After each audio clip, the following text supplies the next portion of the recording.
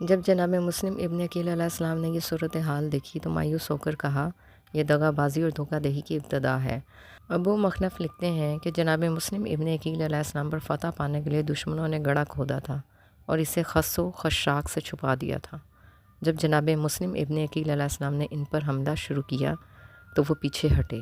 جناب مسلم ابن عقیل علیہ السلام اس گڑھے میں گر پڑے، نتیجے میں گرفتار کر لیے گئے۔ جناب مسلم ابن عقیل علیہ السلام نا امید ہو گئے تو ان کی آنکھوں سے اشک جاری ہو گئے، اور جن لوگوں نے آپ کو امان دی تھی ان سے کہا، یہ دغا بازی، دھوکہ دہی اور پیمان شکنی کی ابتدا ہے۔ محمد بن اشعث نے کہا، آپ خوف زدہ نہ ہوں۔ جناب مسلم ابن عقیل علیہ السلام نے کہا، تمہاری ایمان کیا ہے؟ پھر انا للہ و انا الیہ راجعون کہہ کر آپ رونے لگے۔ عبداللہ بن عباس سلمہ نے کہا، جو شخص اتنا بڑا کام انجام دیتا ہے اسے حوادث سے گھبرا کر رونا نہیں چاہیے۔ جناب مسلم ابن عقیل علیہ السلام نے جواب دیا، خدا کی قسم میں اپنے اوپر نہیں رو رہا ہوں، مجھے اپنے مارے جانے کی پرواہ نہیں ہے، اگرچہ مجھے یہ پسند نہیں ہے کہ میں بغیر اس ذمہ داری کو پورا کیے ہوئے مارا جاؤں جو کہ میرے سپرد کی گئی ہے۔ میں تو حضرت امام حسین علیہ السلام اور ان کے ساتھیوں پر رو رہا ہوں کہ وہ تمہارے خطوط پر اعتماد کر کے کوفہ کی طرف روانہ ہو گئے ہیں۔ اس کے بعد محمد بن اشعث کی طرف رخ کر کے کہا، میں سمجھتا ہوں کہ تم مجھے امان دینے اور مجھے بچا لینے سے عاجز ہو۔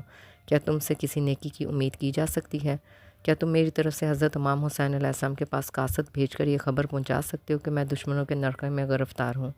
شاید رات ہونے تک مجھے قتل کر دیا جائے، یقیناً یہ لوگ مجھے قتل کریں گے۔ کیا حضرت امام حسین علیہ السلام تک قاصد میرا پیغام پہنچا دے گا کہ میرے ماں باپ آپ علیہ السلام پر فدا ہو جائیں، آپ علیہ السلام واپس لوٹ جائیں، اپنے اہل بیت اطہار علیہ السلام کو بھی اپنے ہمراہ لے جائیں تاکہ آپ علیہ السلام اہل کوفہ کے فریب سے بچے رہیں؟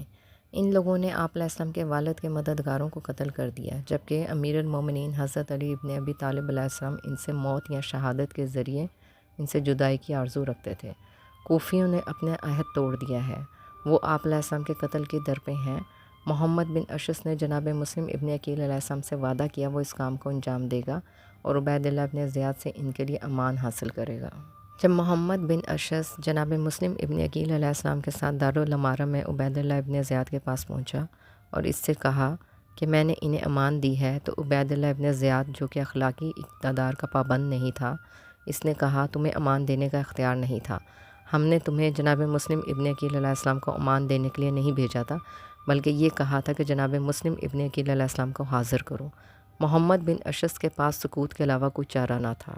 جناب مسلم ابن عقیل علیہ السلام دارالامارہ میں بیٹھے تھے، شدید پیاس لگ رہی تھی، چلنے پھرنے کی طاقت نہ تھی۔ آپ علیہ السلام کی نظر پانی کے کوزے پر پڑی، پانی مانگا۔